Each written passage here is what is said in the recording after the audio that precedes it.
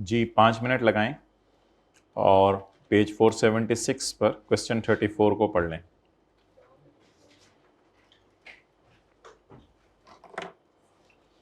इधर से ही पढ़ते रहें, जब ऊपर करना होगा बेशक बता दीजिएगा।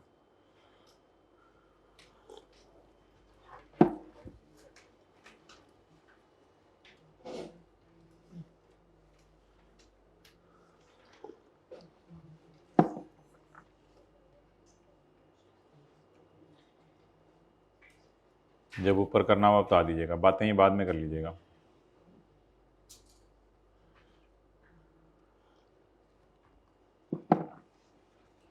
याद नहीं करना। Accounting definition is 21 lakh, accounting definition is 21 lakh.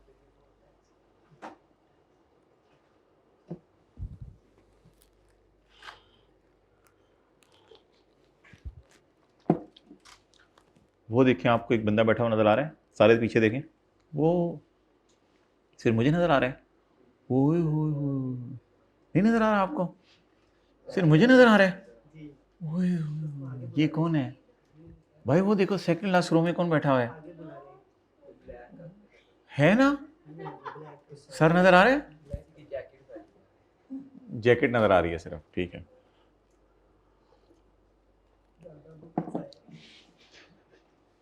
इस तरह डी ट्रैक किया जाता है बच्चों को। आप लोग पढ़ें सवाल।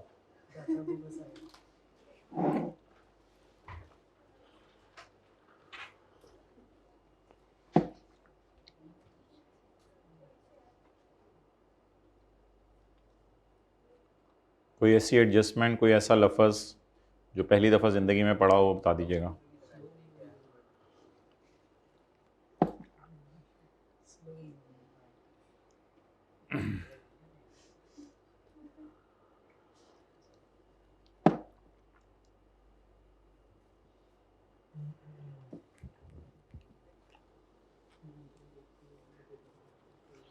पॉज करो भाई।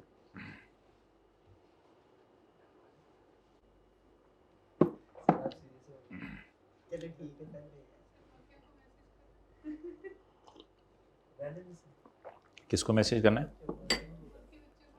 अच्छा अच्छा,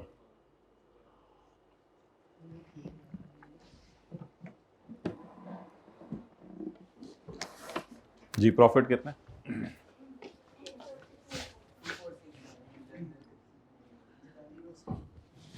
रुपीज इन 1000 एड।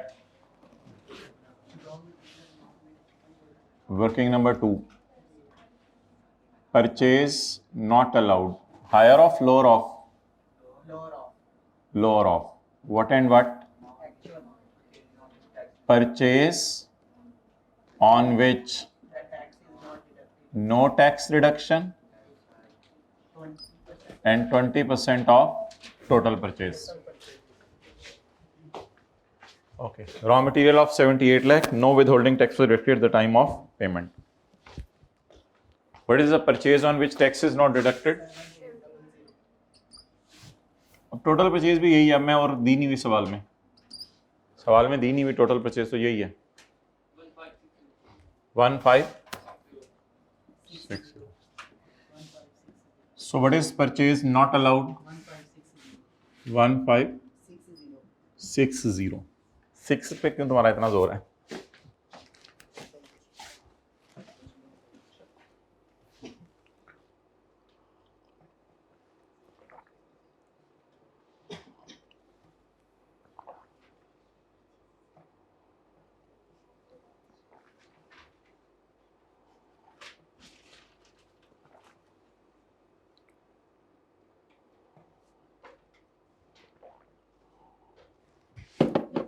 ले आओ। कॉस्ट ऑफ सेल में किन की डेफिनेशन पड़ी है? अकाउंटिंग वालों की।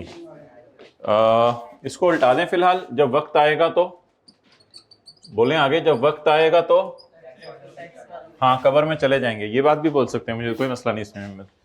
तो ज्यादा जो है वो आखिरत की तरफ मोटिवेट होते हैं ऐसे फिक्र सुन के। तो जब वक्त आएगा तो टैक्स डेप्रिसिएशन माइनस कर देंगे।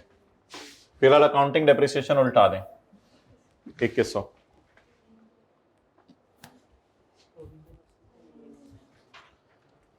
अच्छा, टैक्स वाले प्रोविजन किसी भी किस्म की नहीं मानते, टैक्स वाले प्रोविजन किसी भी किस्म की नहीं मानते।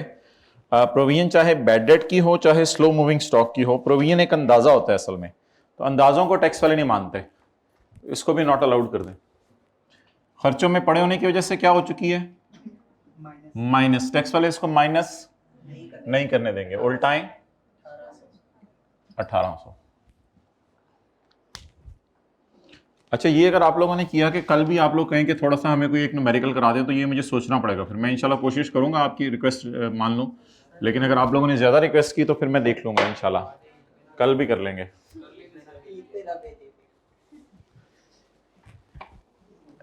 एडमिन एंड डिस्ट्रीब्यूशन एक्सपेंसेस इतने पे टू लोकल होटल फॉर सालाना ईद मिलन पार्टी। अच्छा, इससे कोई फ़र्क नहीं पड़ता कि सालाना ईद मिलन पार्टी जो है वो जिसमें आप आएँ या आपके घर वाले आएँ, थोड़ा बहुत जो है वो चलता है, तो इसलिए इसमें परेशान होने की ज़रूरत नहीं है कि ये नॉट अलाउड खर्चा है, ये अलाउड खर्चा है। इंटरटेनमेंट है, बिजनेस की नॉर्मल चलती रहती है, पहले भी आपसे बात हुई है एक दफ़ा। लेस एंटरटेनमेंट एंड पार्टी तो पार्टी और पार्टी में ही इंटरटेनमेंट होती है, इंटरटेनमेंट के लिए पार्टी होती है, जो मर्जी समझ लो।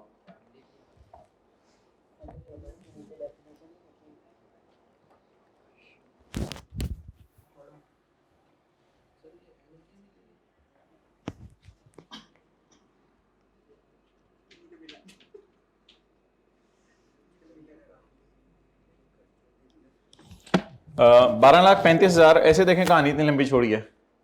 12,35,000 paid as penalty to a customer, तो हुकूमत को पे किया या कस्टमर को, अलाउड है, वो दोबारा माइनस ना करें, पढ़ लें। वैसे paid as penalty to customer in settlement of his claim for damages under a contract for sale of batch of vaccine, उसे वैक्सीन भेजनी थी। लैब टेस्ट ने ये साबित किया है कि जो उसके अंदर गंद है वैक्सीन के अंदर, वो एक्सीड करे एक्सेप्टेबल लेवल से, कुछ लेवल तक गंद उसमें एक्सेप्टेबल था, इंप्योरिटीज, लेकिन उससे ज़्यादा एक्सीड कर रही हैं, जो कि कॉन्ट्रैक्ट में एग्री होता है। जो गवर्नमेंट के खजाने में जाएगा या कस्टमर को जाएगा, तो इसलिए ये अलाउड है। तो अच्छा किया, माइनस कर लिया। पेनाल्टी टू कस्टमर, दोबारा माइनस ना करें, खर्चों में पड़ी है ना, तो बस खर्चों में पड़ी रहने दें। अच्छा, डोनेशन बिजनेस का खर्चा नहीं होता, ये कहीं और जाके फेस पे माइनस होना है, लेकिन ये बिजनेस के खर्चों में माइनस हो गया हुआ है। 23 लाख इसमें पड़ा हुआ है, माइनस हो गया हुआ है। इस 88 में से 2, इस 88 में से 2, 86 तो पता नहीं क्या है, 88 में से 2 एडमिन एक्सपेंसेस में पड़ा हुआ है। तो डोनेशन बिजनेस का खर्चा है या इस पे टैक्स रेट मिलता है, इसको फिलहाल डिसअलाउ करते हैं। डोनेशन, डोने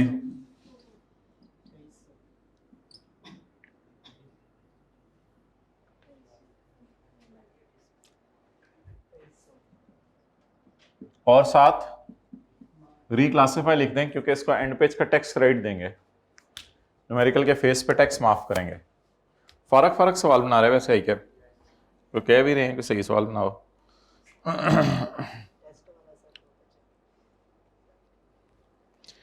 अच्छा जी, नेक्स्ट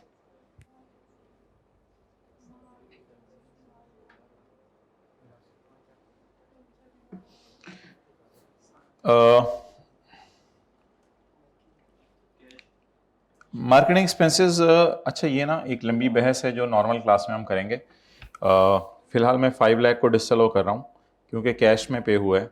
बाकी ये लंबी बहस है, असल में इसमें एक और प्रोविज़न भी लगनी है कि जो कंपनी फार्मास्यूटिकल मैन्युफैक्चरिंग हो रही हो तो उसके मार्केटिंग एक्सपेंसेस में एक और प्रोविज़न भी लॉ की लगती है, तो वो बड़ी डिटेल से डिस्कशन है, तो वो मैं अभी इस क्लास के अंदर नहीं छेड़ना चाह रहा, तो डेट्स वाई इसको भी स्किप कर दें।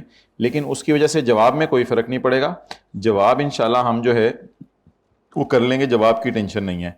तो आप लोग सोल्यूशन मत देखिएगा, बस फिलहाल 500 को उल्टा दें। खर्चा किस में पे हुआ है बस फिलहाल इसी तरह समझ लें, बाकी इसके ऊपर एक लंबी डिस्कशन है, वो नॉर्मल क्लास के अंदर होगी। साहब नॉर्मल क्लासें हमारे लिए और नॉर्मल क्लासें उन लोगों के लिए। एड पेमेंट इन कैश 500, जल्दी करें नोट ना, 3:15 बजे अगली क्लास भी है मेरी। कितने सवाल कर लें आज, 3 कर लेते हैं मेरे ख्याल से। अदर इनकम में क्या पड़ा हुआ है?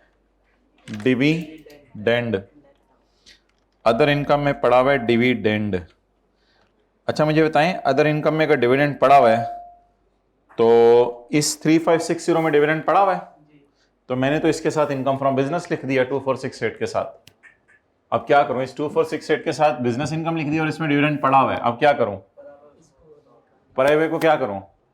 पढ़ा बोलो, चुप करो। पढ़ा, रानी, ट्राई करो। रा, पढ़ा, परा, रा, रा, रो, रा, रा, रा, रानी, रा, बोलो रानी, रा, रानी, रा। रानी, रा। अच्छा अब मेरे भाई मुझे ये बताएं कि मार्केटिंग एक्सपेंसेस हो गए, अदर इनकम में डिविडेंड पड़ा हुआ है, फुल स्टॉप के आगे ना पड़ा करें, पहले इसको उल्टा दें।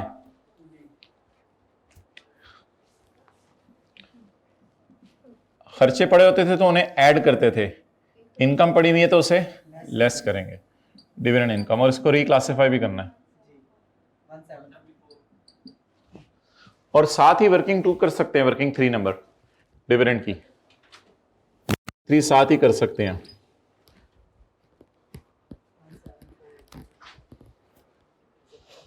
डिविडेंड ऑफ 174 पड़ा, सिर्फ 174 था, उसको उल्टा दिया।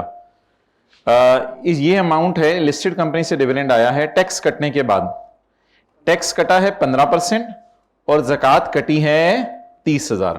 तो कितनी फिगर्स कटने के बाद ये मिला है? दिस अमाउंट, यानी ये फिर नेट है, दिस अमाउंट का लफ्ज लिखा हुआ है। तो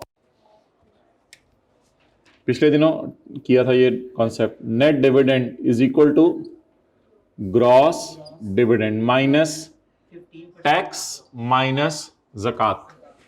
what is net dividend?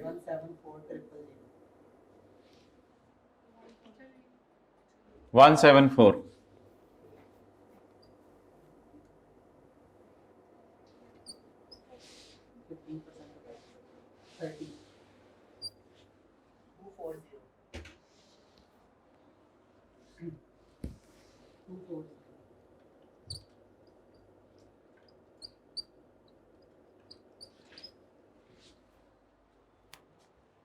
To 40।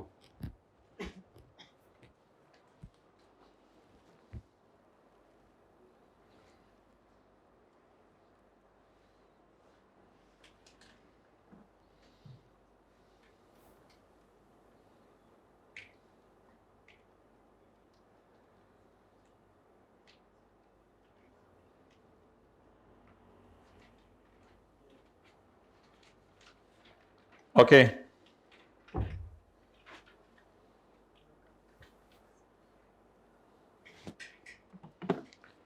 अच्छा जी, गेन ऑफ ₹6,60,000।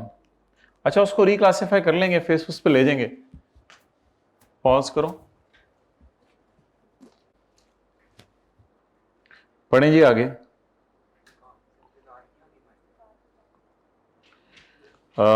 सब कुछ होगा, फेस पे होगा, सब कुछ होगा। क्या कह रहे हो? कहां पे माइनस नहीं करेंगे?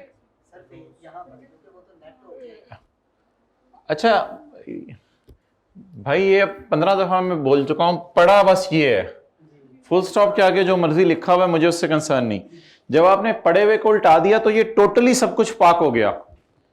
बस वही मसला मेरा और आपका पढ़ा रहे ना, ये पूरे सेशन के एंड तक ही मसला हल होता है, फिर भी हल नहीं होता तो पेपर में जाके बस कर आते हैं चला नहीं उल्टा दे छाड़, फिर बस एंड पे जाके भी यही हो रहा है भाई जो पढ़ा है। अब अलग अलग इसमें क्या क्या है और कैसे रिवर्स करना है उस चक्कर में नहीं पढ़ना। अब पढ़ा 174 है तो उल्टाना कितने?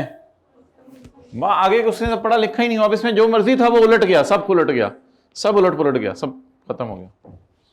तो फुल स्टॉप के आगे नहीं पढ़ना, इंक्लूड वाला फिक्रा बस यहीं तक पढ़ना है आपने, इससे आगे नहीं मिलाना। तो जो पढ़ा था उसे उल्टा दिया, बाकी सब कुछ हमने प्रॉपर तरीके से नोट कर लिया। जब न्यूमेरिकल का फेस आएगा तो वो तो लंबी बहस है कि इस 240 को ऐड भी करना है, लेस भी करना है, इसका टैक्स निकालना है, उसे ऐड लेस करना है, ज़कात वहां पे माइनस करनी है, वो तो लंबी बहस है। वो जिस वक्त शुरू होगी उस वक्त बात करेंगे। उनको भी बुला लेना उसामा को। Gain of 6,60,000 sale of shares in Akash private limited in November 2001, 60% of shares are owned by हुकूमत पाकिस्तान। तो फिर तो ये कंपनी कौन सी है? पब्लिक कंपनी है। तो फिर ये गेन कहाँ जाएगा? Income from capital gain, securities. Notional expenses नहीं माइनस होते मेरे भाई, नोशनल एक्सपेंसेस सिर्फ लिस्टेड कंपनीज के माइनस होते हैं। नोशनल एक्सपेंसेस मैंने बताया था हर पब्लिक कंपनी के माइनस नहीं होते। नोशनल एक्सपेंसेस जो स्टॉक एक्सचेंज में लिस्टेड होती हैं सिर्फ उनके माइनस होते हैं, इनके नोशनल एक्सपेंसेस नहीं माइनस होंगे। हाँ, मार्केट बेस्ड ट्रांजेक्शन होती हैं स्टॉक एक्सचेंज में। तो ये बस 60% शेयर्स हुकूमत के पास है, पस साबित हुआ ये कंपनी क्या है? पब्लिक। अगर ये कंपनी पब्लिक है तो इसका गेन सिक्योरिटीज में जाएगा। और गेन कितने? 6,60,000। इनकम में पड़ा हुआ है, क्या करें? लेस कर दें। Capital gain income, capital gain income यहां से क्यों निकाल रहे हैं? क्योंकि बिजनेस की हेडिंग दे दी है। कैपिटल गेन इनकम यहां से क्यों निकाल रहे हैं? क्योंकि बिजनेस की हेडिंग दे दी है। 660। चलें फेस 7 बना लें। Mister Asghar, income and tax thereon, tax year 2000 जो भी है 20x2।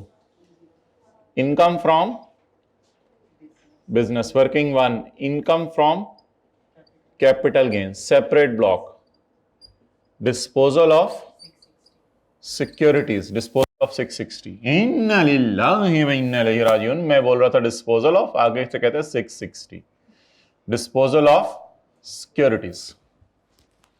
दोस्त किधर है आपका?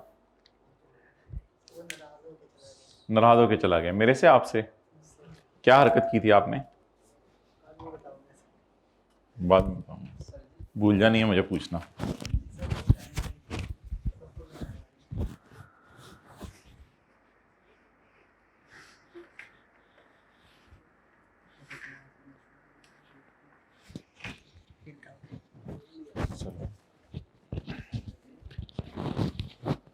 बता दूं भाई ने क्या बताया? वो कह रहे बहस हो गई थी बस, आप मैं को पता नहीं क्या बताने लगा। अच्छा हाँ बोलें जी। सर इस तरह की मतलब न्यूमेरिकल आया था, उसमें आपने कहा था जब ये डिस्पोज हो रहे थे शेयर को, तो आपने कहा था हम अज्यूम करेंगे कि ये मार्केट बेस्ड ट्रांजैक्शन ही होगी और नोशनल एक्सपेंस को माइनस करेंगे। नहीं, स्टॉक एक्सचेंज में लिस्टेड हो। आपने डिस्कस अगर उसने नहीं किया तो हम अज्यूम करेंगे कि ये स्टॉक एक्सचेंज में लिस्टेड है। अगर पब्लिक कंपनी है तो उसके हाँ, तो इसके देखो नहीं, जिसके गवर्नमेंट शेयर खरीद लेना वो स्टॉक एक्सचेंज में लिस्टेड नहीं होती। स्टॉक एक्सचेंज में लिस्ट होने के लिए स्टॉक एक्सचेंज में लिस्ट कराना पड़ेगा। तो सवाल में देखना स्टॉक एक्सचेंज में कहीं लिखा होगा कि ये स्टॉक एक्सचेंज में लिस्टेड है। तो गवर्नमेंट शेयर खरीद ले तो ये पब्लिक बन जाती है, पब्लिक लिस्टेड नहीं बनती। तो नोशनल एक्सपेंसेस इसलिए माइनस नहीं होंगे।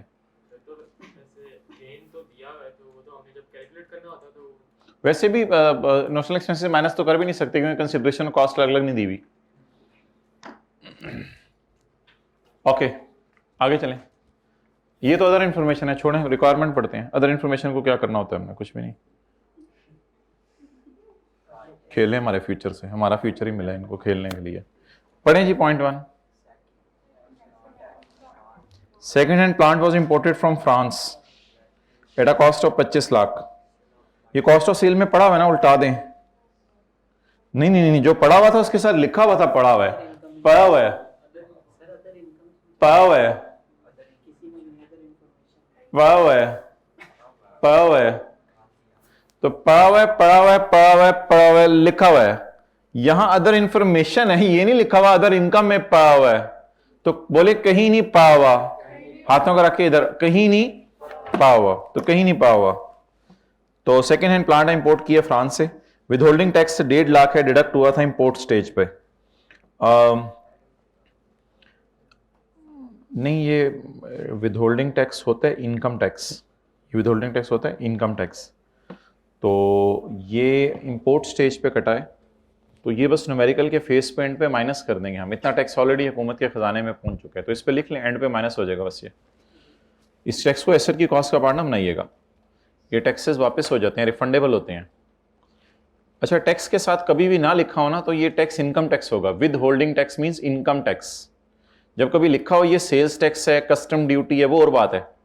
विद होल्डिंग टैक्स मींस कि income tax, with holding income tax लफ्ज लिख लें, विद होल्डिंग इनकम टैक्स, ये बस न्यूमेरिकल के एंड पे माइनस हो जाएगा। ओके आगे चलें।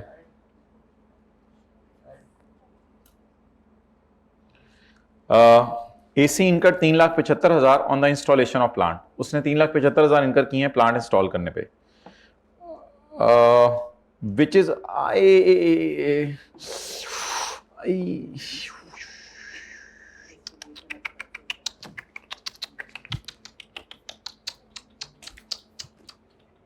वर्किंग नंबर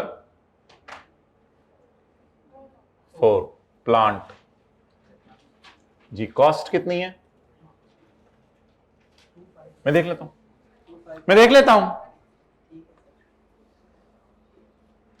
मैं ले आती हूं नमक जी अम्मी, ठीक है।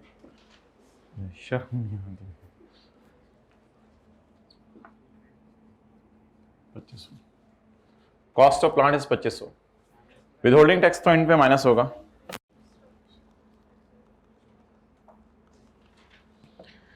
The plant was installed in the month of September, AC incur 3,75,000 installation. ओ ये तो खर्चों में नहीं जाना चाहिए था, ये तो कैपी, तो एक्सपेंसेस में पड़े होने की वजह से प्रॉफिट तक पहुंचते हुए क्या हो चुका है, तो क्या पूरा प्लांट एक्सपेंसेस में गया या प्लांट की इंस्टॉलेशन एक्सपेंसेस में गई? आज से पहले क्या जाता था, आज से पहले क्या जाता था, पूरा प्लांट चला जाता था एक्सपेंसेस में। आज क्या गई है, जो भी गई है उसको उल्टाना होता है, इंस्टॉलेशन उल्टा दें, उल्टा के दोबारा एसेट की कॉस्ट में डाल दें आप, इंस्टॉलेशन डालें एसेट की कॉस्ट में। अब कॉस्ट बता दें for the purpose of section 76, for the purpose of depreciation 2875। अब इनिशियल अलाउंस रिडक्शन निकालना है, उल्टा के हमने एसेट की कॉस्ट में डाल दिया, ये भी एक तरह की रिक्लासिफिकेशन है। Initial allowance eight the rate of 25%, second hand France से है तो इनिशियल अलाउंस अलाउ होगा 719। बीवी नहीं है ही नहीं है ना बीवी, मैं तो आपकी नहीं पूछ रहा, मैं सवाल में पूछ रहा हूं। 21 आपकी भी अल्हम्दुलिल्लाह है, आपको नहीं पता। अच्छा जी, tax depreciation at the rate of 15%। आसमानों में नहीं है पुत्र, जमीन से आगी दी है अल्हम्दुलिल्लाह। अच्छा, टैक्स डेप्रिसिएशन है 15%, 2156 इंटू 15%, 323। इस बीवी का क्या करना है, ये बीवी नहीं चाहिए हमें, इसकी बेस पे तो अगले साल की डिप्शन निकलेगी ना। लगे रहे जो दिल चाहता है निकालते रह करें पेपर में, आप लोग इधर आ जाएं। बाकी माइनस कर दें इनिशियल अलाउंस और टैक्स वालों की डेप्रिसिएशन 719 323।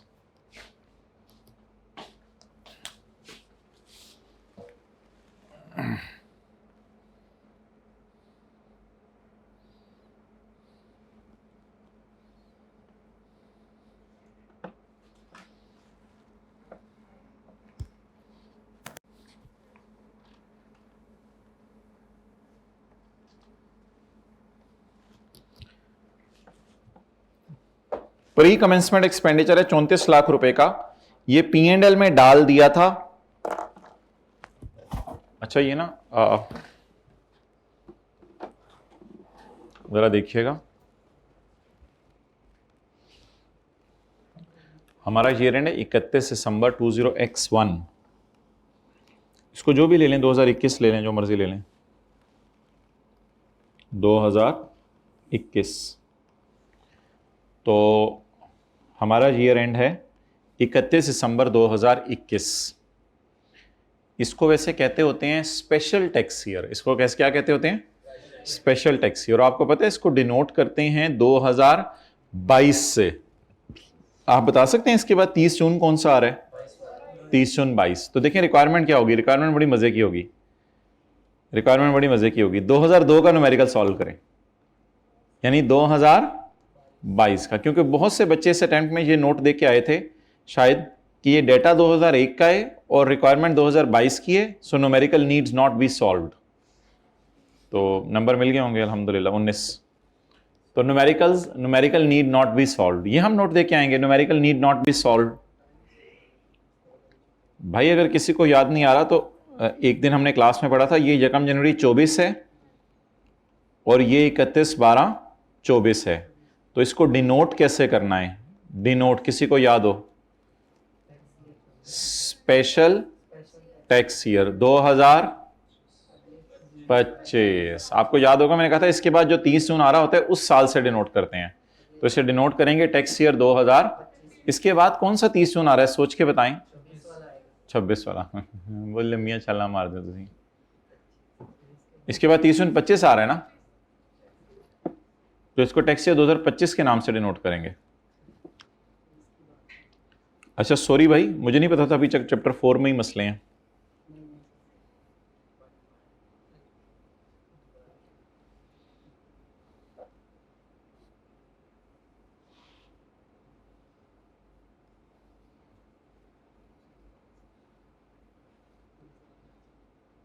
ये देखें 30 सितंबर 2018 हमारा ईयर एंड था, आप लोगों को भी पढ़ाया था कि इसको 2019 से डिनोट करना है। कहाँ की बातें कर रहे हैं, हमें पढ़ाया था, हमें अपना नहीं पता होता। अच्छा जी,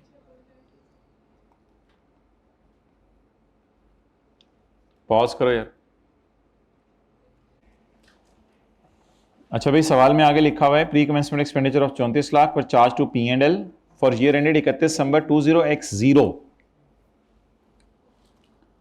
तो ये 2020 है, 2020 है, ये 31 दिसंबर 2000 है, 2020, और ये है 31 दिसंबर 2021। तो ये पिछले साल की बात है। हमारा साल कौन से? 31 दिसंबर 21। हमारा साल एंड कब हो रहा है? 31 दिसंबर 21। इसको डिनोट 22 से करेंगे, वो भी बहस अलग है, इस बहस में ना भी जाएं। हमारा ईयर एंड बताएं, हमारा ईयर एंड क्या है? 31 दिसंबर 21। पिछला साल कौन सा है? 31 दिसंबर 20। Pre commencement expenditure of 34 lakh were charge to P&L in पिछला साल, लेकिन टैक्स वाले कहते हैं आपको पता है इसको 5 सालों के पर अमोर्टाइज करो। क्या करें फिर? क्या करें फिर? जल्दी बताएं। कल किया था सवाल के अंदर, कल वाले सवाल के अंदर किया था इसको। उल्टाना कितना है? उल्टाना कितना है? 3400, और माइनस कितना करना है? 3400 डिवाइडेड बाय 5, बोलें 680। प्री कमेंसमेंट एक्सपेंडिचर को उल्टाकर उसकी अमोर्टाइजेशन माइनस कर दें, लेकिन आज उल्टाना नहीं है, कल उल्टाना था। ये क्या बात हुई?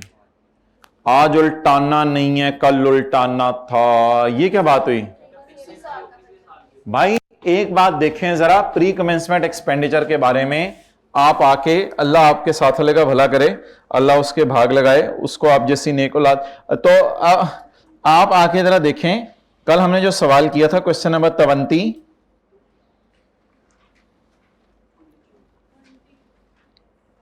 क्वेश्चन नंबर 20, उसमें भी दिया हुआ था प्री कमेंसमेंट एक्सपेंडिचर, लेकिन उसमें सवाल में लिखा हुआ था कि एडमिन और एक्सपेंसेस में पड़ा है, इसलिए हमने 2.5 लाख को उल्टाया था और उसका 20% या डिवाइडेड बाय 5, एक ही बात है, माइनस किया था। लेकिन आज के सवाल में यह नहीं लिखा हुआ खर्चों में पड़ा है, आज के सवाल में लिखा हुआ है कि हमारे साल के खर्चों में पड़ा है या पिछले साल के खर्चों में पड़ा था। तो बताएं हमारे साल के P&L में माइनस हुए या पिछले साल के P&L में माइनस हुआ है? तो ये हो गया करंट ईयर, पिछले साल, प्रीवियस ईयर का न्यूमेरिकल अगर मैं कर रहा होता तो मैं पिछले साल 3400 को उल्टा के 680 माइनस करता, और अब 5 साल तक मुसलसल 680 माइनस करता रहूंगा। पिछले साल के न्यूमेरिकल में मैं क्या करता, पिछले साल के P&L में 3400 उल्टाता और 20% माइनस करता। फिर इस साल तो 20% माइनस करना है क्योंकि कितने सालों में ये माइनस होने हैं। तो इस साल अब 3400 लिखें और लिख के काट दें क्योंकि अब उल्टाना नहीं है। कल उल्टाया था, आज नहीं उल्टाना।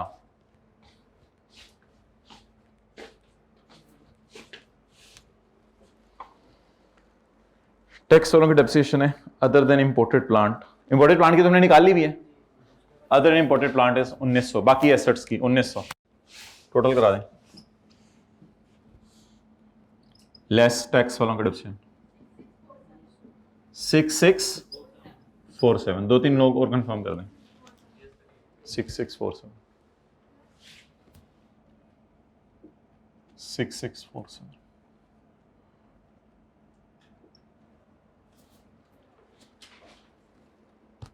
आखिरी 2 लाइनें हैं सवाल में, वो मैं पढ़ देता हूँ। आखिरी 1 लाइन सवाल में रहेगी, वो मैं पढ़ देता हूँ, उसको बाद में कर लेते हैं। जी यहां तक बता दें आप क्या करना है। क्या ऐड करूं भाई, ऐसे तो ना करें ना, ये 240 भी तो डालना है ना। अब आप देख लेना सवाल में क्या रह गया है। सवाल के फॉर्मेट की तरफ आ जाए ना, चैप्टर 19 में।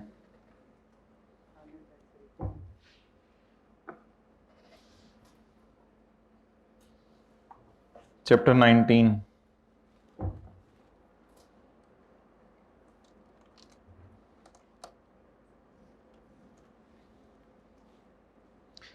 जी, हमारे सवाल में सैलरी है, नई प्रॉपर्टी है, नई बिजनेस है, हाँ। उसके बाद कैपिटल गेन है, वो लिख लिया सेपरेट ब्लॉक हमने। इसके बाद फाइनल टैक्स का डिविडेंड है, ये 1 लाइन अभी डालेंगे हम। टोटल इनकम आ जाएगी, उसमें से सेपरेट ब्लॉक भी माइनस कर देंगे और उसमें से डिविडेंड भी माइनस कर देंगे। ज़कात भी आ रही है, ज़कात भी माइनस करेंगे, टैक्सेबल इनकम भी आएगी, ग्रॉस टैक्स भी आएगा, सरचार्ज भी आना हुआ तो आएगा। फॉरेन टैक्स क्रेडिट नहीं है लेकिन चैरिटी का टैक्स क्रेडिट है। और इसके बाद टैक्स ऑन सिक्योरिटीज़ भी आएगा, टैक्स ऑन डिविडेंड भी आएगा, लेस टैक्स ऑन डिविडेंड आएगा, और एडवांस टैक्स जो बिजनेस पे पे किया है प्लांट के साथ, वो वाला भी आएगा। प्लांट के साथ भी कोई टैक्स पे कर दिया था, वो भी आएगा। ये जो टैक्स टुक्स आपने पे किया होता है ना कभी, इनकम टैक्स, इसको बस एंड पे माइनस करते हैं, लेकिन खुदा ना खास्ता खर्चों में पड़ा हो ना तो फिर उल्टाना भी होता है वर्किंग वन में। लेकिन अभी इसको उल्टा नहीं रहा, सिर्फ फेस पे क्या कर दूंगा, एंड पे माइनस। तो अब जो जो चीज़ें फेस पे रह गई हैं वो बता दें। Income from other source, final tax regime, dividend जी 240 जी, टोटल इनकम 7547 लेस। पहले ज़कात माइनस करते हैं या पहले इन दोनों को माइनस करते हैं? पहले इन दोनों को माइनस करते हैं।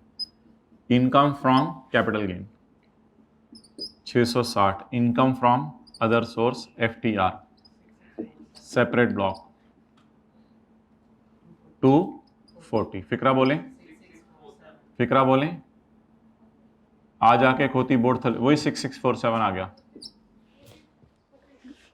लेस ज़कात, लेस ज़कात, कोई काम की चीज सीख के जाइएगा इधर से, इस तरह की चीजें ना सीखें। लेस ज़कात 30, टैक्सेबल इनकम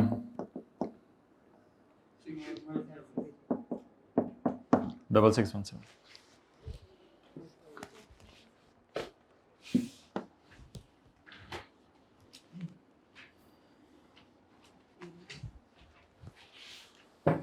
जी टैक्स निकालें चैप्टर 4 में जाके।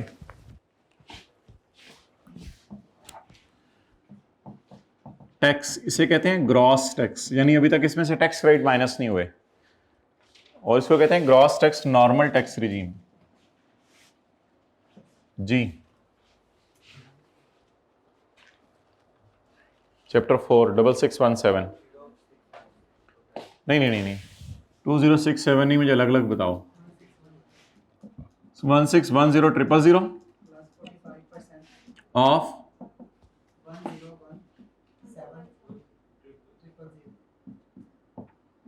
जी, जवाब 2067। 8 कर लें वाले प्रोग्राम भी रखे हैं आप लोगों ने, है या नहीं है ये बताओ। 2068 okay,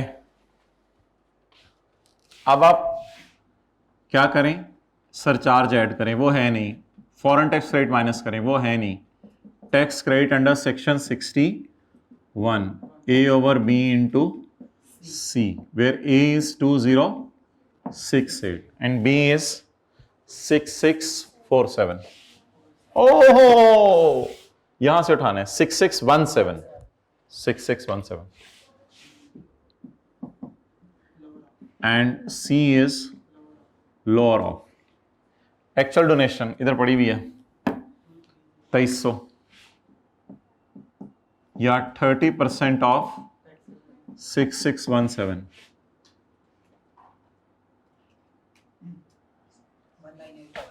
1985 lower 1985, tax credit 620.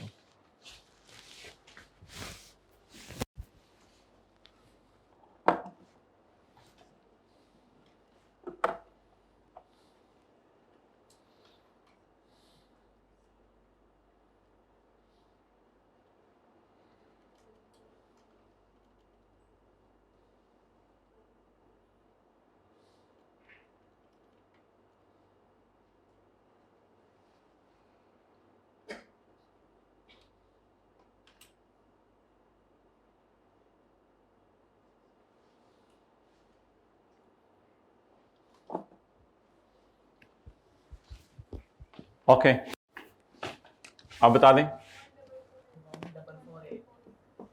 1448 add tax on separate block, separate block बोले कितने 660,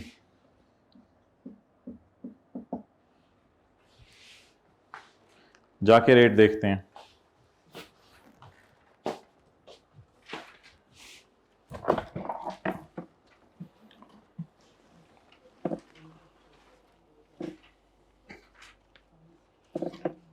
tax on securities chapter number ten, page number 265।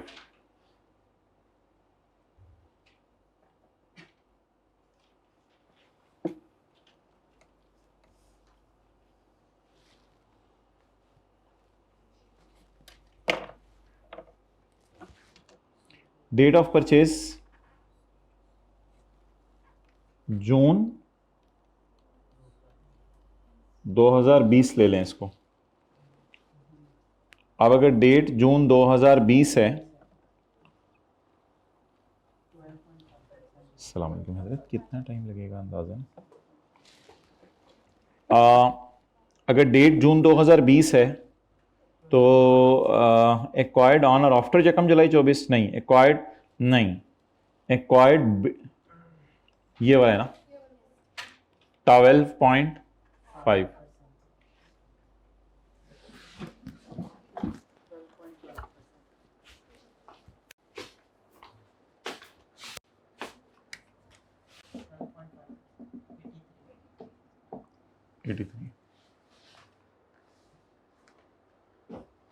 अच्छा, अब कुछ बच्चे जो है ना सवाल पूछेंगे ऑनलाइन वाले भी और आप लोगों में से भी बाद में आके कि अगर हम इसको 2020 की बजाय 2010 से अज्यूम कर लेते तो क्या होता।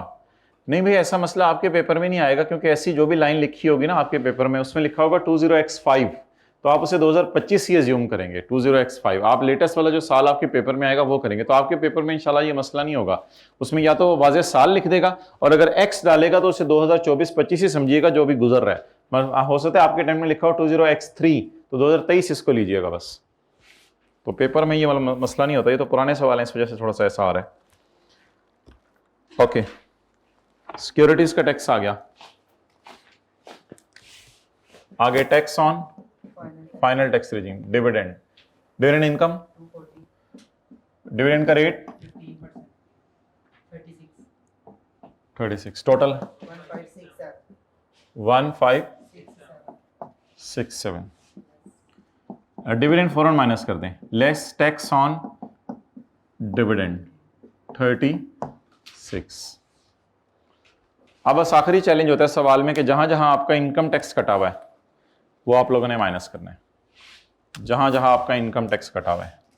तो एक टैक्स कटा था ऑन प्लांट, जो प्लांट खरीदते हुए आपने टैक्स दिया था, विद होल्डिंग टैक्स, वो कितना है?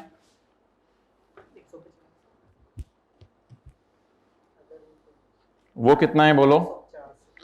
100।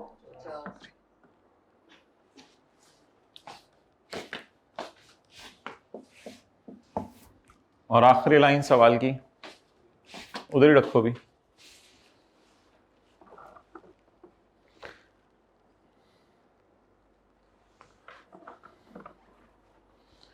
अल्लाह आपका भला करे, आखिरी लाइन सवाल की है, income tax deducted by customers, customers ने कोई टैक्स काटा होगा, and income tax paid under section 147।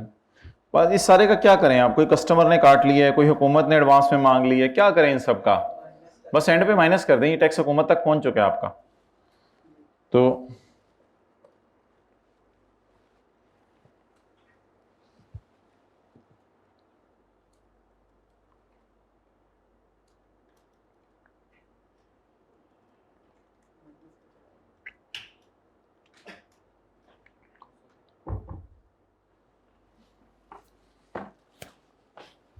बोले जी 1400 और 200, जवाब -219। 219 रुपये हुकूमत से रिफंड मांग लें, ये रिफंड मांगा जा सकता है, कोई मसला नहीं, रिफंडेबल। टैक्स अंडर, ये सेक्शन 153 हमारे सिलेबस में नहीं है, बस इसमें नंबर क्यों लिखे हुए हैं? टैक्स अंडर सेक्शन 147, पता नहीं सेक्शंस के नंबर क्यों लिखे हुए हैं उसने, जब ये सेक्शंस हमारे सिलेबस में नहीं है। बस जो टैक्स कट चुका है वो एंड पे माइनस कर दिया करना है।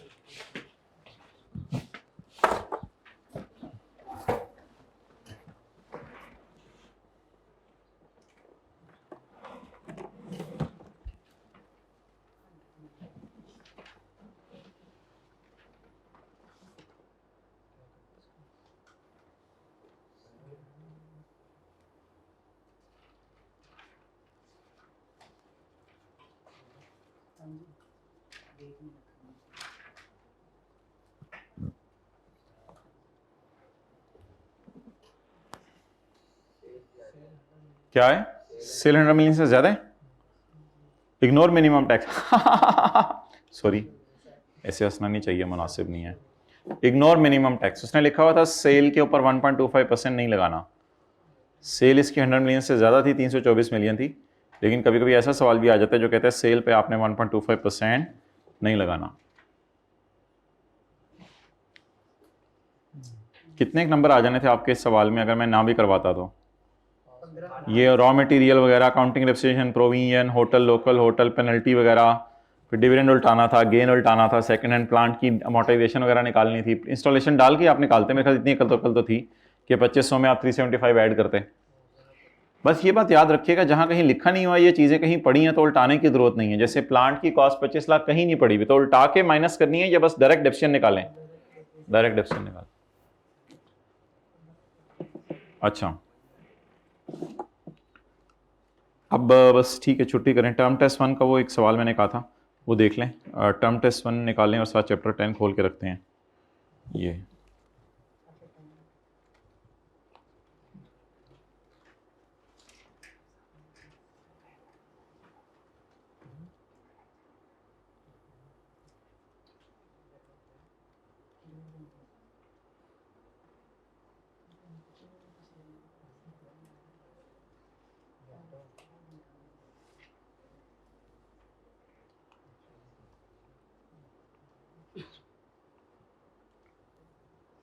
ओके,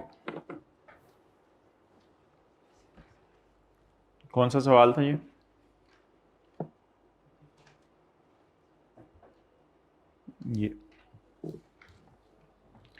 इस क्वेश्चन के लिए आप एज्यूम करें कि आज 31 अगस्त 2025 है, यानी फिर हमारा साल कौन सा खत्म हुआ है लेटेस्ट? इससे पहले 30 जून 25 वाला साल खत्म हुआ है ना हमारा। हम खड़े किस दिन है? 31 अगस्त 25 को। तो ताज़ा हमारा साल पीछे देख के बताएं खत्म कब हुआ है? 30 जून 25 को। आज क्या तारीख है, ज्यूम करें, सवाल में लिखा हुआ है आज क्या तारीख है। बच्चा बगल में ढंडोरा शहर में 31 अगस्त 2025। तो ताज़ा साल कौन सा खत्म हुआ है हमारा, महीना दो पहले। तो असल में 31 अगस्त 25 को खड़े होकर 30 और 25 का न्यूमेरिकल सॉल्व करना है या थ्योरी का सवाल है, वो देख लेते हैं। सोहेल एक रेजिडेंट इंडिविजुअल है जिसके पास ये प्रॉपर्टीज हैं at 30 June 2025। Under the provision discuss the treatment of each. अगर सोहेल का नाम एक्टिव टैक्स पे लिस्ट में आ रहा है और सोहेल का नाम एक्टिव टैक्स पे लिस्ट में नहीं आ रहा, तो बात बड़ी पुरानी हो गई है। उसमें हमने ये बात की थी कि कुछ चीज़ें हैं जिन पे ये सेक्शन नहीं लगता। अब जिन पे ये सेक्शन नहीं लगता उनके अलावा वाली अगर 25 मिलियन से ज्यादा हो जाएं तो उन पे ये सेक्शन लगेगा। दोबारा जरा बात सुन लें, कुछ एक्सेप्शंस हैं A B C D E, इन लोगों पे तो ये सेक्शन सिरे से लगता ही नहीं। अब जिन पे ये सेक्शन नहीं लगता वो तो एक्सक्लूड हो गई, बाकी कोई बच गई जिन पे ये सेक्शन लगता है, जैसे कोई खाली प्लॉट पड़ा हुआ है, कोई खाली घर मेरा पड़ा हुआ है या कुछ भी है, तो उन पे ये सेक्शन लगता है। अब जिन पे ये सेक्शन लगता है उन पे भी लगता तब है जब उन सब की प्राइस मिला के 25 मिलियन से ज्यादा हो जाए। तो पहली बात क्या पड़ी थी, कुछ चीजों पे तो ये सेक्शन लगता ही नहीं, और जिन पे लगता है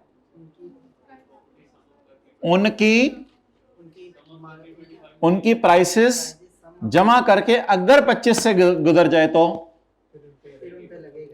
और एक प्रोविजन हमारे पास ना रिलैक्सिंग है, वो ये है कि एक कैपिटल एसेट कोई सा भी आपकी छूट है, एक कैपिटल एसेट कोई सा भी छूट है।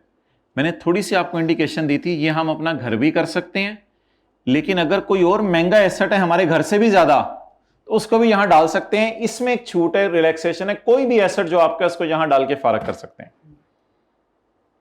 क्लियर? अच्छा,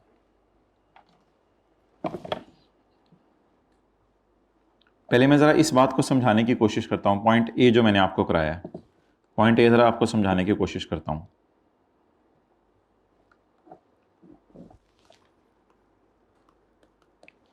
मेरे पास प्लॉट ए है वेकेंट, मेरे पास प्लॉट बी है वेकेंट, और मेरे पास हाउस है जिसमें मेरी रेजिडेंस है, मैं रह रहा हूं। ठीक है, तो ये जो प्लॉट ए है ये है 30 मिलियन का, प्लॉट बी है 70 मिलियन का, और मेरा घर है मिसाल के तौर पे 27 मिलियन का। अब मुझे छूट है किसी एक कैपिटल एसेट में, किसी एक कैपिटल एसेट की छूट है, वो कोई भी मैं ले सकता हूं। अभी तीनों पे ये सेक्शन लग रहा है, क्योंकि ना कोई बिजनेस इनकम कमा रहे हैं, ना हम प्रॉपर्टी इनकम कमा रहे हैं, ना एग्रीकल्चर कोई चीज है, तो इन तीनों पे ये सेक्शन लगता है। अब मैं क्या करूंगा, जब मैं इसको सॉल्व करूंगा तो मैं सॉल्व करते हुए छूट लूंगा, रिलैक्सेशन लूंगा वन कैपिटल एसेट की, वो कितने मिलियन वाला हो गया, 70 मिलियन। रिलैक्सेशन इसमें मिल गई, रिमेनिंग अब मैं न्यूमेरिकल कैसे सॉल्व करूंगा, इनकम फ्रॉम अदर सोर्स, और याद होगा आपको, पता नहीं, डीम्ड इनकम। डीम्ड इनकम निकलती थी 30 प्लस 27 इंटू 5% होती थी ना, भूल ही गए मेरे कौन से पेपर हैं।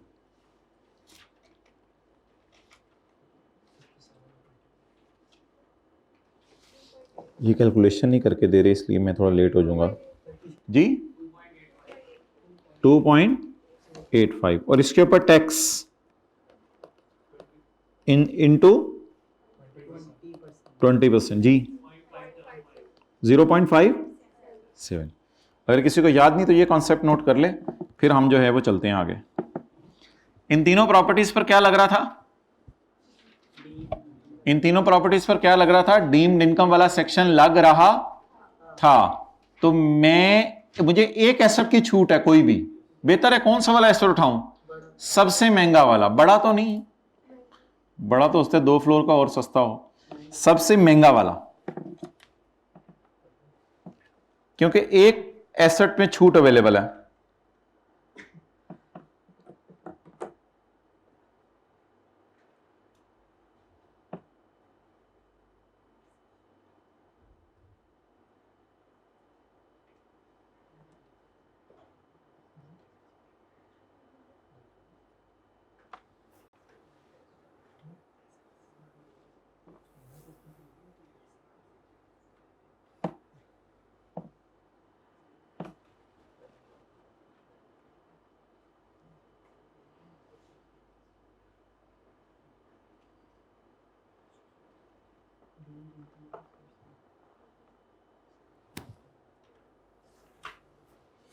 चलें आगे, चलें जी।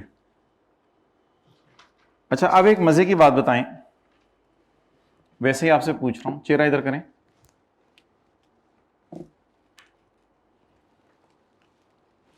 ये हमारा हो गया क्वेश्चन नंबर 1। अब मैं रेड मार्कर से नोट करता हूं question number 2।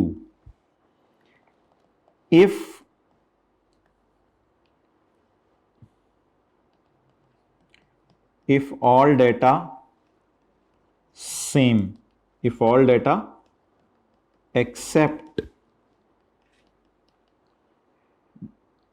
all data same से आप लोगों ने परेशान हो जाना है। प्लॉट ए 30,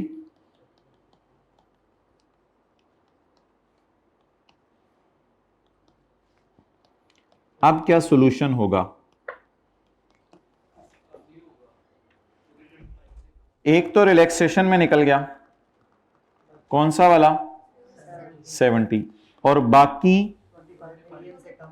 less than, so no tax, फिर कोई टैक्स नहीं लगेगा, क्योंकि बाकियों का फिर क्या होना शर्त है? बोले 25 मिलियन से ज्यादा होना शर्त है।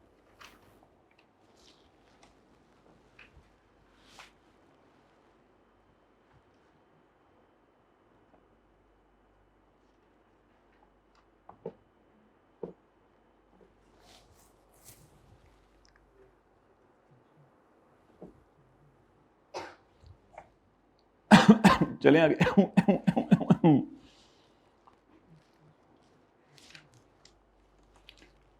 अब ये सवाल पढ़ें।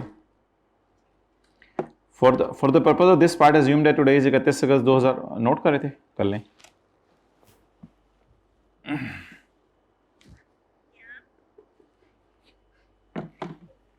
अच्छा,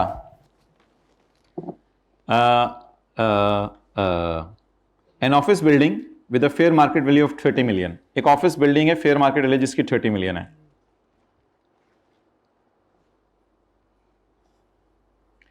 भाई मैंने आपको जो अभी 3 एसेट बताए थे ना, उन तीनों पे ये सेक्शन लग रहा था। अब इसने दिए मुझे ऑफिस बिल्डिंग, भाई सेल्फ ओन्ड ऑफिस बिल्डिंग पे ये सेक्शन लगता ही नहीं है, ये सेक्शन लगता ही नहीं है। Section 7E does not apply on office building, इस तरह लिख के आना था, because it is mentioned in exclusions या एक्सेप्शंस। ये थ्योरी का सवाल था ना असल में, ये तो बाहर निकल गया, इस सेक्शन से ही बाहर निकल गया। आगे चलें। एक ओपन प्लॉट है जिसकी फेयर वैल्यू 26 मिलियन है। ये प्लॉट अलॉट किए फेडरल गवर्नमेंट ने to an ex army officer, बाद में उसने मुझे बेचा है। इसका मतलब ये नहीं है कि ये मुझे पॉइंट डी वाली एक्सेप्शन मिलेगी। पॉइंट डी वाली एक्सेप्शन तो मुझे तब मिलती जब मैं खुद होता आर्मी का ऑफिसर। जब मैं एक्स आर्मी ऑफिसर खुद होता तब मुझे ये रिलैक्सेशन मिलती। ये मुझे रिलैक्सेशन मिलनी है या सोहेल को मिली होगी? सोहेल मैं हूं, ये मुझे मिली है या एक्स आर्मी मैन को मिली होगी? तो क्या ये एक्सक्लूजन में फॉल करता है या ये सेक्शन नहीं लगेगा या लगेगा? इस पे तो ये सेक्शन नहीं लगेगा क्योंकि ये बिजनेस है। ये कौन सी रिलैक्सेशन है? Relaxation number B. डन। अब पीछे बच गया ओपन प्लॉट, इस पे ये सेक्शन लगेगा जी, अल्हम्दुलिल्लाह ये सेक्शन लगेगा। अभी 25 मिलियन ना देखा करें, अभी लगने वाले लिस्ट डाउन कर लें, फिर उन सबको इकट्ठा करके 25 मिलियन देख लेंगे। अभी 25 मिलियन ना देखें, अभी वैल्यू ना देखें, अभी एसेट का नाम पढ़ के बताएं लगेगा या नहीं लगेगा। लगेगा। ये सेक्शन एग्रीकल्चरल लैंड है, एक फार्म हाउस के साथ जुड़ी हुई है। एग्रीकल्चरल लैंड 70 मिलियन की है और 26 मिलियन का फार्म हाउस है, और लैंड के ऊपर उसने कल्टीवेशन की हुई है, यानी फसल वगैरह काश्त की हुई है। लैंड 70 मिलियन की है और उसके साथ फार्म हाउस 26 मिलियन का है। अच्छा जी, अब इधर आए जी, अब इधर आके देखें कि self owned agricultural land be excluded है where agricultural activities carried out, जहां आप एग्रीकल्चर एक्टिविटी कर रहे हैं। इसका मतलब है इस 70 पे भी नहीं लगेगा, इस 70 पे भी नहीं लगेगा ये सेक्शन। बाद में आप तस्वीर ले लीजिएगा जब मैं पूरा नोट कर लूंगा। इस 70 पे भी नहीं लगेगा। क्यों नहीं लगेगा? क्योंकि ये एग्रीकल्चरल लैंड है और ये रिलैक्सेशन अवेलेबल है पॉइंट नंबर सी में। मैं आपको वो सॉल्यूशन वैसे तो आपसे शेयर कर लिया है, लेकिन आपको इसकी तस्वीर भी दिखा देंगे।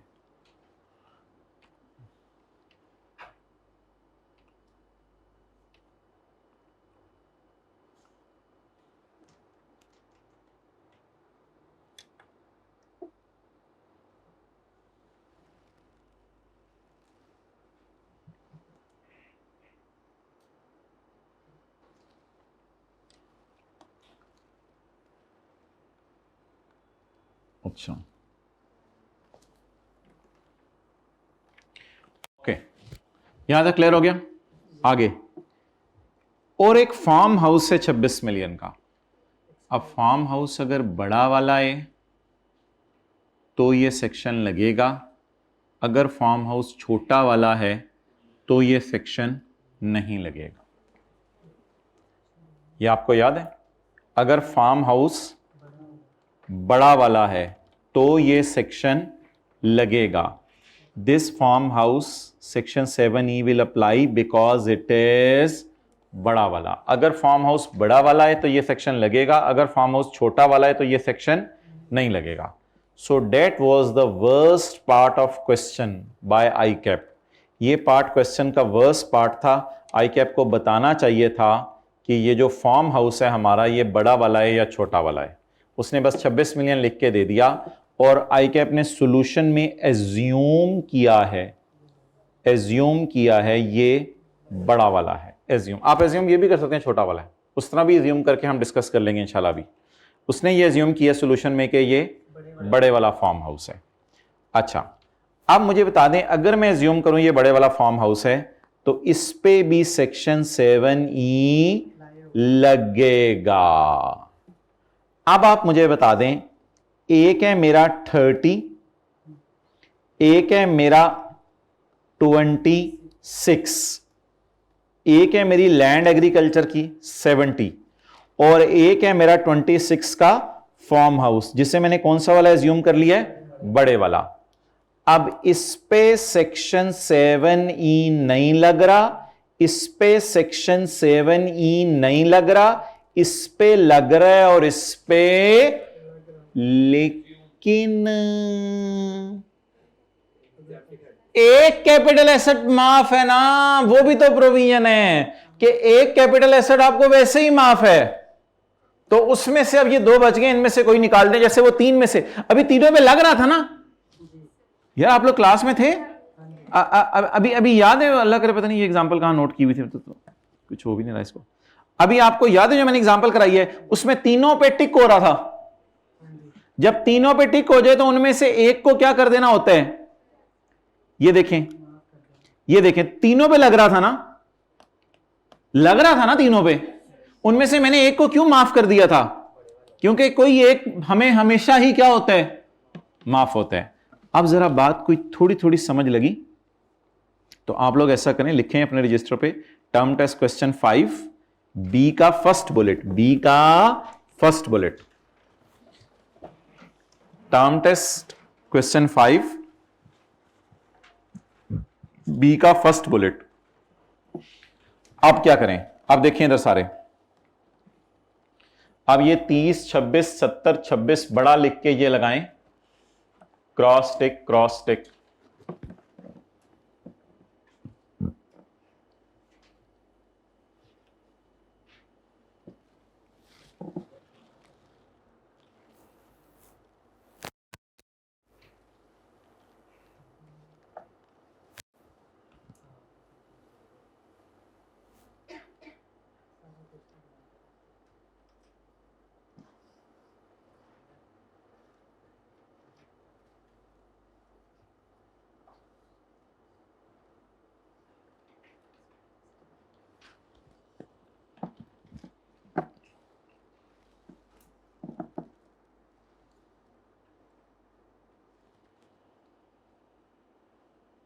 जी, लेकिन अब ये टिक मार के कोई एक दोनों में से क्रॉस कर दे। फर्ज करें मैं ये वाला क्रॉस कर देता हूं, क्योंकि वन कैपिटल एसेट में रिलैक्सेशन अवेलेबल है। पीछे कितने बच गए? सिर्फ बड़ा वाला फार्म हाउस बच गया। अब अगर बड़ा वाला फार्म हाउस बच गया तो it is greater than 25, that's why इस पे ये लगेगा। इस तरह एक वर्किंग से करके जहन में या रफ वर्किंग में करके अब लिखना शुरू करेंगे। अब सबसे पहले इस 30 के ऊपर बहस करके आते हैं। Office building is not subject to this section because business premises where business is carried on excluded from ambit of section 7E. इसलिए 30 पे हमने 26 ये solution है। Open plot is subject to tax since Sohail is not an original lottery to plot. However, the plot is excluded due to one capital asset being excluded from ambit of section. इसको भी हमने बाहर निकाल दिया। क्यों बाहर निकाल दिया? अप्लाई तो था लेकिन बाहर निकाल दिया क्योंकि एक कैपिटल एसेट हमारा जितने भी उनमें से एक रिलैक्सेशन है। होता है घर में हम अपने में रह ही ना रहे हो, किसी किराए के घर में, उसकी डिटेल ही नहीं दी उसने। एग्रीकल्चरल लैंड 70 की वो तो वैसे ही रिलैक्स है।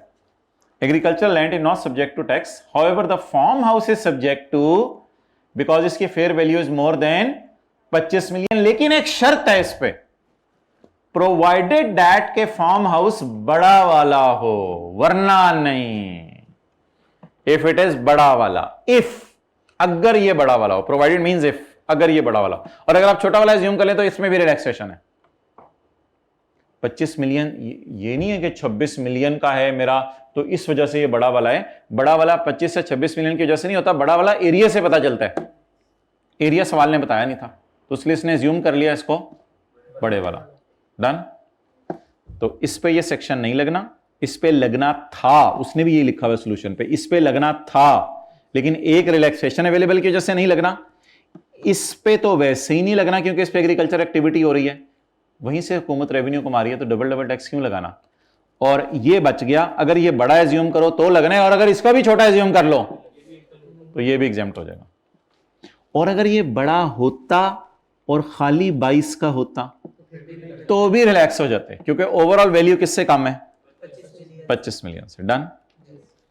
अच्छा, अगला उसका सवाल है कि एज्यूम करो कि उसका नाम एक्टिव टैक्स पे लिस्ट में नहीं आ रहा। अच्छा जी भाई, एक्टिव टैक्स पे लिस्ट में नाम नहीं आ रहा। अब जरा शुरू करते हैं। और वो किधर है सेक्शन? ये वाला कौन सा है? Business. Self-hold business premises from businesses carried on if your name is appearing in active taxpayer list तो रिलैक्सेशन है। अगर आपका नाम एक्टिव टैक्सपेयर लिस्ट में नहीं आ रहा तो रिलैक्सेशन आए, इसको टिक करना पड़ेगा। आगे 26 क्या है? ये तो नॉर्मल ओपन प्लॉट है, ओपन प्लॉट है। इस पे तो वैसे ही ये सेक्शन लग रहा है, इधर तो पढ़ने की जरूरत ही नहीं। इसमें तो एक्टिव टैक्स लिस्ट हो ना हो, ओपन प्लॉट पे तो वैसे ही ये सेक्शन लगता है। अच्छा आगे 70 है एग्रीकल्चर लैंड। सबर exclusions mentioned in A B E F and G shall not apply अगर आपका नाम एक्टिव टैक्स पे लिस्ट में नहीं आ रहा। तो इसमें देखें सी लिखा ही नहीं हुआ, सी तो सी में अगर आप एक्टिव टैक्स पे लिस्ट में ना भी आ रहे हों तो खैर है, एग्रीकल्चर लैंड पे ये सेक्शन नहीं लगना। ये ना फिक्रा घर जाके पढ़िएगा, इसका मतलब पता है क्या है? अगर आप ABEFG में रिलैक्स हो रहे थे और आप नॉन एक्टिव हैं तो मारे जाएंगे, लेकिन अगर आप C के अंदर रिलैक्स हो रहे थे तो आप रिलैक्स ही रहेंगे। कुछ समझ आया? थोड़ा थोड़ा दोबारा सुने। अगर आप इनमें से किसी कैटेगरी में थे और आपको हम रिलैक्स कर रहे थे और आप एक्टिव ही नहीं हो तो आपको हम रिलैक्स नहीं करेंगे। लेकिन अगर इनके अलावा किसी और कैटेगरी में हो, जैसे कि C में हो, तो फिर हम आपको क्या कर देंगे? आपकी एग्रीकल्चर लैंड है, रिलैक्स रहो, आप पे ये सेक्शन नहीं लगेगा। और 26, इसमें तो वही बात है अगेन, इसको आपने बड़ा एज्यूम किया है और बड़े पे तो वैसे ही लगता है, एक्टिव टैक्स पे लिस्ट हो या ना हो उससे कोई फर्क नहीं पड़ता, बड़े वाले पे तो वैसे ही लगता है ये सेक्शन। अब ICAP का जवाब है कि सारी प्रॉपर्टीज पे, अब एक कैपिटल एसेट आप एक्सक्लूड भी नहीं कर सकते यहां से, ये भी बता दूं, एक कैपिटल एसेट एक्सक्लूड भी नहीं कर सकते क्योंकि ए वाला भी अगर एक्टिव टैक्स पे लिस्ट के अंदर नहीं आ रहा तो वो भी मारा गया है। अब आप एक्सक्लूड भी नहीं कर सकते कोई, अब ये नहीं कि एक एक्सक्लूड कर दें आप। इसके लिए ना असल में एक क्वेश्चन हमने किया था क्लास के अंदर, क्वेश्चन नंबर 3, अगर नाम एक्टिव टैक्स पे लिस्ट में, लेकिन वो बड़ा सवाल अब आपको भूल गया हुआ था, इस वजह से शायद अब ये चीजें जहन से निकल चुकी हों। तो अब मुझे आखिरी बात बता दें जरा जल्दी से। अब ये वाली रिलैक्सेशन तो देनी चाहिए थी, लेकिन नीचे जाके क्या लिखा हुआ है? Exclusion of A is not available if you are not active tax payer. तो क्या मैं ये एक्सक्लूजन अवेल करूं एक कैपिटल एसेट वाली, या ये भी नहीं अवेल कर सकता? तो अब ICAP का जवाब ये है कि this is applicable to all properties now except agricultural land. As Suhail is not active taxpayer, his all properties are subject to tax except for agricultural land। ठीक है जी। अब तसल्ली से ये सेक्शन जो है ना, ईद से एक दिन पहले रिवाइज कीजिएगा, फिर ये डिस्कशन दोबारा अटेंड कीजिएगा। मैं मान रहा हूं थोड़ा सा ये है जरा टेक्निकल किस्म का सेक्शन, तो एक दफा ये सेक्शन अच्छे तरीके से रिवाइज करें, फिर इसकी डिस्कशन को अटेंड करें। और बहरहाल हाँ, अपनी मर्जी वाला नहीं कर सकते ना, वो छूट नहीं अवेलेबल। अच्छा, अपनी मर्जी वाली बात हल्की सी मैंने की थी, किसी को याद है? जरा हाथ खड़ा करें। नहीं, हल्की सी मैंने ये बोला था कि एक दफा एक और बात करूंगा, वो की नहीं थी। अच्छा चलें ठीक है।